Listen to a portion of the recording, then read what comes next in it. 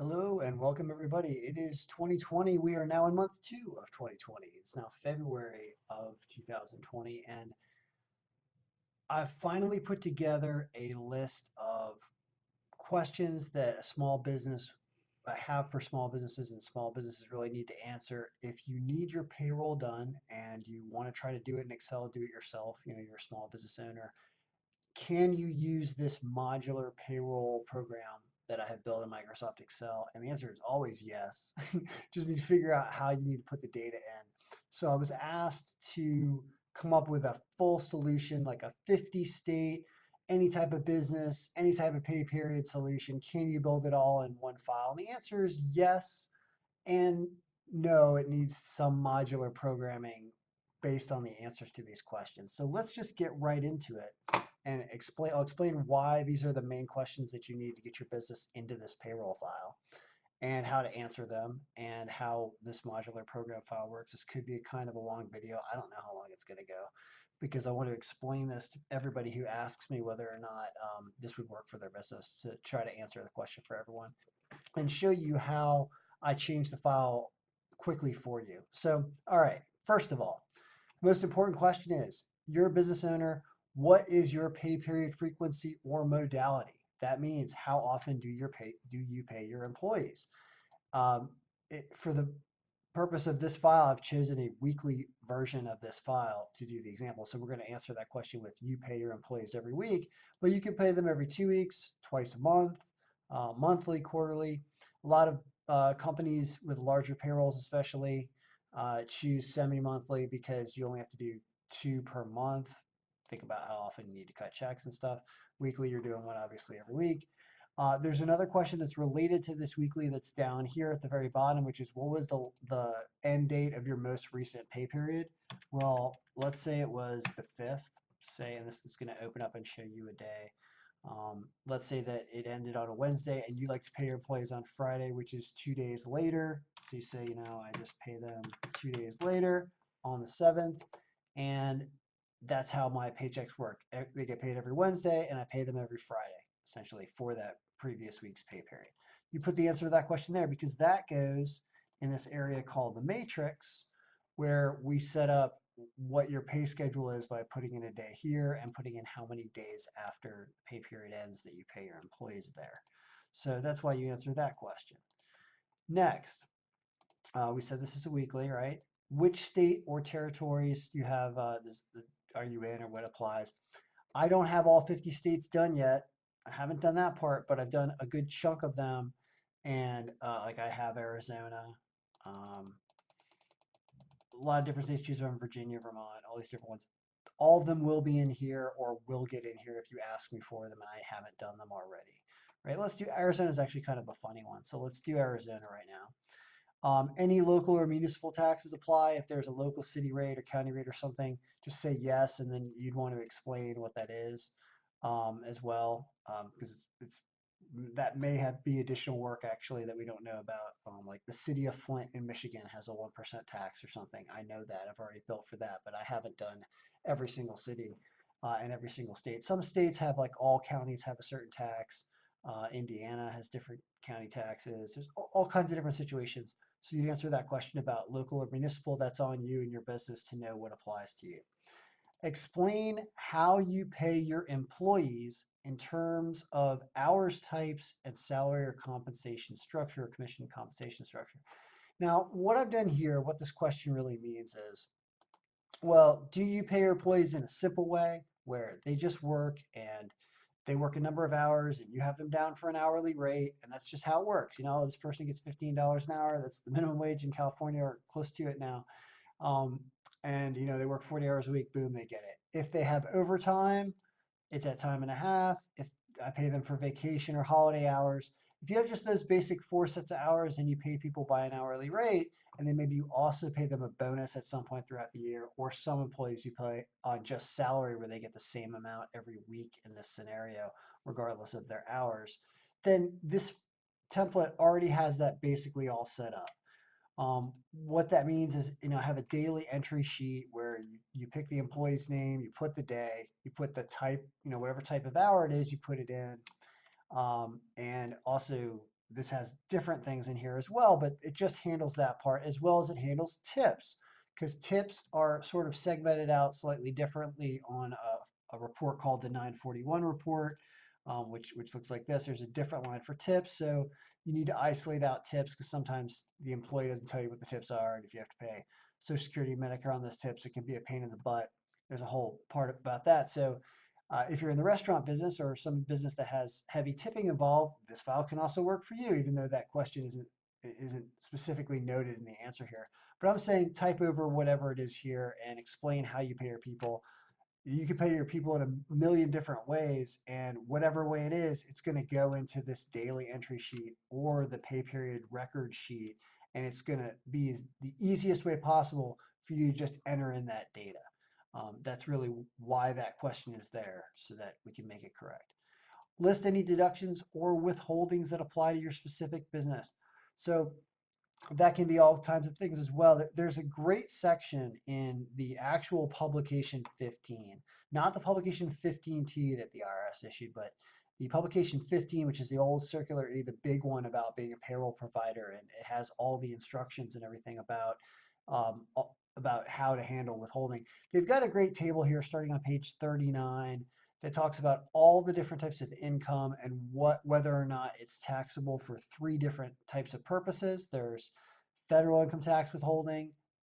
Is the money taxable federally to the feds? Is the money taxable for Social Security and Medicare? That's a whole nother video, but certain things are, you have to pay 6.2% Social Security, 1.45% Medicare. That's got to come out of almost all employees' wages. And also there's federal unemployment as well as state unemployment, which we'll get to in a second. So three different things that everything can possibly be taxable by or exempt from. And so the question becomes, the reason why I have that question in here about list any deductions or withholdings is certain things like retirement plans, 401k plans are not taxable for federal purposes, but they are still taxable for Social Security and Medicare purposes. So you need to know what your taxable bases are when you're applying the correct tax in the payroll file. So you fill this out, you say, oh yeah, my employees have health insurance, they have life insurance, whatever. And then you look on this table and it's programmed appropriately into the file whether or not it's taxable or exempt for that purpose. So this can get a little complicated if you're a really big business or some crazy stuff or complex reimbursements or things like that. But usually it's not that big of a deal and everything's already programmed in here. So that's that question. We already answered the dates. Now, if you can answer these questions in full, you can then adjust this payroll file to meet the needs of what you want. There's also how many employees you have, and we can always expand this out if you need more than 20, which is what its default is set up for right now. So we said that this is going to be Arizona. So I already have some employee information in here. State exemptions actually don't apply in Arizona, and there's no local rate situation that I need to know about. So this actually doesn't even apply. Because the way Arizona does it is Arizona has you choose a rate. Um, they have you choose a rate. So we're going to do Arizona for all these employees and Arizona as well for unemployment. And you actually choose what percentage bracket you think you belong in so that the employee fills something out and then they're going to choose this. That's pretty cool that they get to choose that. So in this situation, this is the way Arizona works. Other states don't have this. So when you're requesting a file and you want updated, I would not have this Arizona column open for you if you're in Vermont or Virginia or whatever and you don't need it. So there's different columns here that are going to be hidden or unhidden or removed based on the answers to your questions here, right? So it's difficult to say I have a one universal template file for everyone when I know that you're going to have many different questions and this thing's just going to get shrunk real fast and changed real fast to do what you want.